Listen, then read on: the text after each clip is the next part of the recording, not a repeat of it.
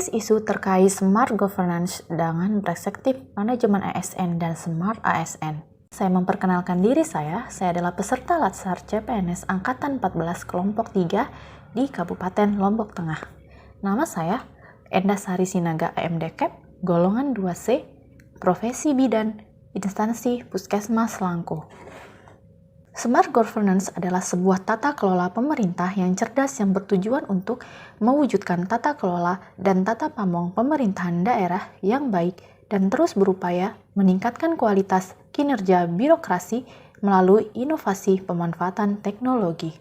Manajemen ASN adalah untuk menghasilkan pegawai ASN yang profesional, memiliki nilai dasar, etika profesi, bebas dari intervensi publik, bersih dari praktek korupsi, kolusi, dan nepotisme. Smart ASN memiliki tujuan menciptakan ASN yang integritas, nasionalisme, profesionalisme, berwawasan global, berjiwa hospitality dan entrepreneurship, dan menguasai digital dan daya networking yang tinggi. Analisis isu yang saya ambil di instansi saya dengan teknik analisis isu yang menggunakan aplikasi aktual, problematika, kelayakan, dan kekelayakan atau APKL. 1. Masalah yang saya ambil, alat-alat yang digunakan jarang disterilkan ketika habis digunakan. Dengan nilai total APKL 12. 2.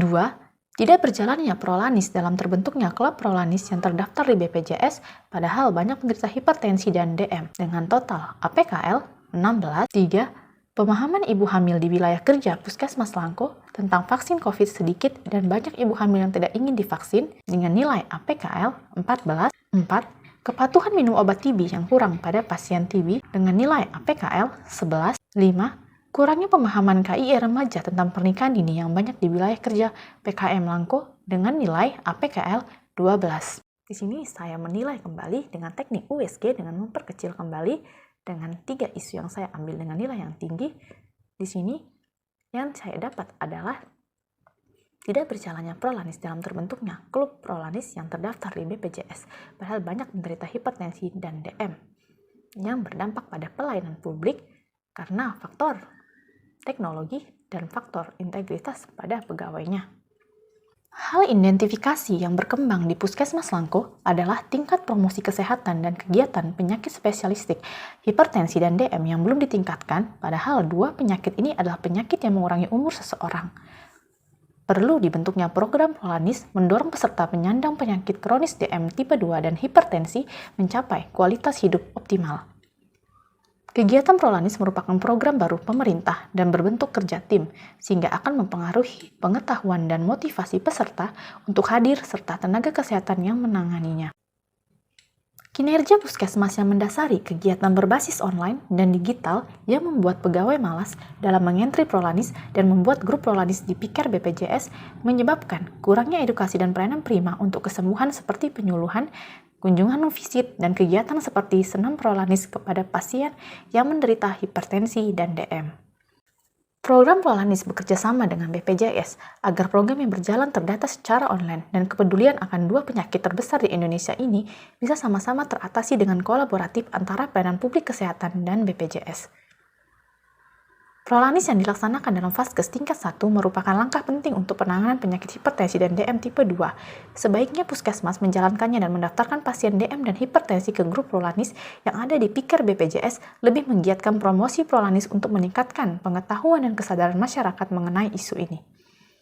Tim prolanis juga dapat mengadakan inovasi dan variasi kegiatan untuk menarik minat anggota dalam mengikuti rangkaian kegiatan prolanis dan rajin mengentri prolanis yang berbasis online. Analisis alternatif pemecahan masalah. Analisis isu yang saya ambil di instansi saya dalam menyangkut Smart ASN adalah networking dan IT dalam digitalisasi yang kurang, maka penyelesaiannya adalah perlunya 1. Digital skill.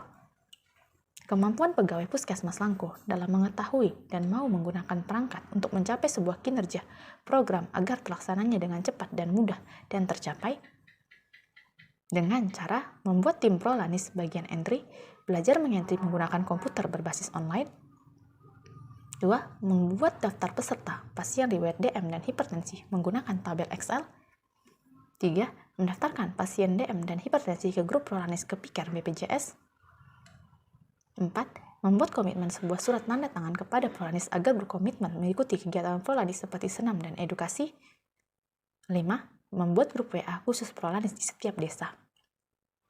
Dan menyangkut digital kultur, kemampuan dan kemauan pegawai Puskesmas Langkuh dalam membiasakan diri menggunakan sistem Pikar BPJS untuk meningkatkan program Prolanis di Puskesmas agar terlaksananya program tersebut dan tercapainya angka KBK Puskesmas Langkuh di Lombok Tengah menjadi baik. Dan networking, membangun koneksi dengan pihak BPJS dan bagian pengolahan data SDMK Dinas Kesehatan Lombok Tengah dengan sering bertanya jika ada kendala atau kurang pemahaman melalui smartphone atau kunjungan langsung dan bekerja sama dengan lintas sektoral. 4. Wawasan global. Seorang ASN wajib memiliki pemikiran yang luas untuk mencari cara bagaimana semua kegiatan Prolanis dapat terentry dengan benar dengan mencari ilmu lewat sosial media BPJS atau YouTube resmi BPJS. 5. Dengan meningkatkan kemampuan mutu dan kualitas agar ASN terlihat profesionalisme di era ajang kompetisi sebagai antisipasi menghadapi globalisasi. Semua dilakukan demi mewujudkan smart governance, tata kelola pemerintah yang cerdas, meningkatkan kualitas kinerja birokrasi melalui inovasi pemanfaatan teknologi. Dalam menguasai IT dan persaingan global saat ini, masuk dalam ranah digital dalam area revolusi industri 4.0 setiap ASN terutama di bidang kesehatan agar tercapainya dan cepatnya sebuah pelayanan diberikan dipaksa untuk terus adaptif dalam teknologi dalam membuat pencatatan dan pelaporan dalam sistem informasi Puskesmas berbasis online agar kinerja pelayanan lebih cepat, akurat, dan efisien. Sekian penyampaian saya dengan analisis isu saya menyangkut dengan smart governance, manajemen SSN, dan smart ASN. Terima kasih.